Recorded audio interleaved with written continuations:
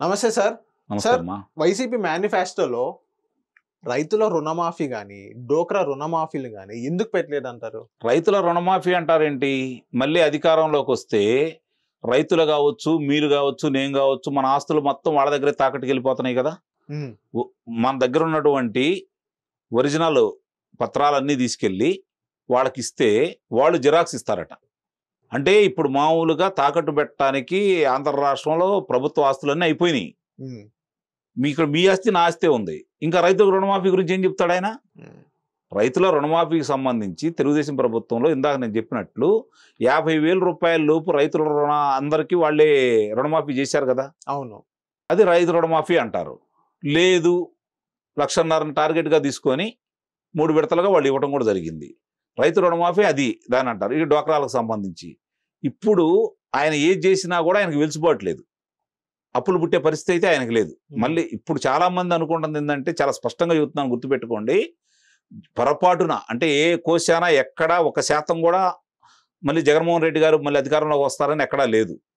పొరపాటున గ్రహపాటున ఏదన్నా సరే వ్యవస్థల్ని వాళ్ళ అదుపాజ్ఞంలో పెట్టుకుని చేయకూడదు ఏదన్నా చేసి మళ్ళీ అధికారంలోకి వస్తే, మళ్ళీ చెబుతున్నాను, చేయకూడదు ఏదన్నా చేసి మళ్ళీ అధికారంలోకి వస్తే ఈ పథకాలన్నీ రద్దయిపోతాయి. తెలుగుదేశం ప్రభుత్వం వస్తేనే కొనసాగుతాయి. ఎందుకు రద్దు అవుతాయి అంటే, నీకు అప్పిచ్చే నాదుడు లేడు, తాకట్టు పెట్టడానికి ఇంకా ఏమీ లేవు. ఎలా ఇవ్వగలుగుతావు నువ్వు రేపొద్దున?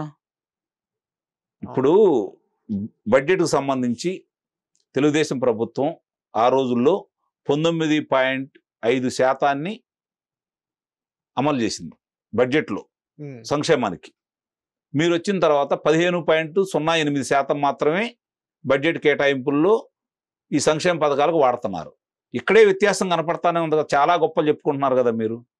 మీరు చెప్పిన దాని ప్రకారం చూసుకున్నా కూడా 2,70,000 కోట్ల రూపాయలు ప్రజలకి సంక్షేమానికి ఇచ్చామని చెబుతున్నారు కదా. దాంట్లో రైతుల పంటలకు సంబంధించి వాళ్ళ ధాన్యం కావచ్చు, మిగిలిన కొంటే అపరాలు కావచ్చు, కొంటే వాటికి చెల్లించింది కూడా దీంట్లోనే వేశారు. ఇది ఇక్కడ గమనించాలి. వాళ్ళకి వాళ్ళ దగ్గర నుంచి మీరు పంట కొనుగోలు చేస్తే వాళ్ళకి చెల్లించిన దాన్ని కూడా మీరు రైతులకు ఏదో మేలు చేసామని చెప్పడానికి చేశారు. అదే తెలుగుదేశం ప్రభుత్వం గతంలో వాళ్ళు చెప్పుకోలేకపోయారు. మిరపకాయలకి 1,000 రూపాయల నుంచి 1,500 అదనంగా చెల్లించి ఆ రోజు రైతులు ఇబ్బంది పడుతున్నారని చెప్పని కొన్నది తెలుగుదేశం పార్టీ ప్రభుత్వం. అంటే ఒక రైతుకి ఒక ఎకరా వేసిన వాళ్ళకి రమారమి 30,000 నుంచి 40,000 రూపాయలు, అంటే 30 క్వింటాలు కనుక పండితే, 20 క్వింటాలు పండితేనేమో 20,000 రూపాయలు, 1,500 వచ్చిన వాళ్ళకి 30,000 రూపాయలు, వరి ధాన్యానికి అదనంగా చెల్లించిన దానికి 30 బస్తాలు పండితే ఆ డబ్బులు అదనంగా ఆ రోజు రైతుకు వచ్చింది. ఒక ఎకరాకి నేను చెప్పేది, ఒక్క ఎకరాకి. ఈ రోజు నువ్వు వచ్చిన తర్వాత ఒక్కసారి నువ్వు అట్లా కొన్నావని చూపించు. రైతులకు మేలు నువ్వు చేసావా, తెలుగుదేశం ప్రభుత్వం చేసిందా? ఇక రైతు రుణమాఫీ ఏం చేస్తాడండి ఈయన?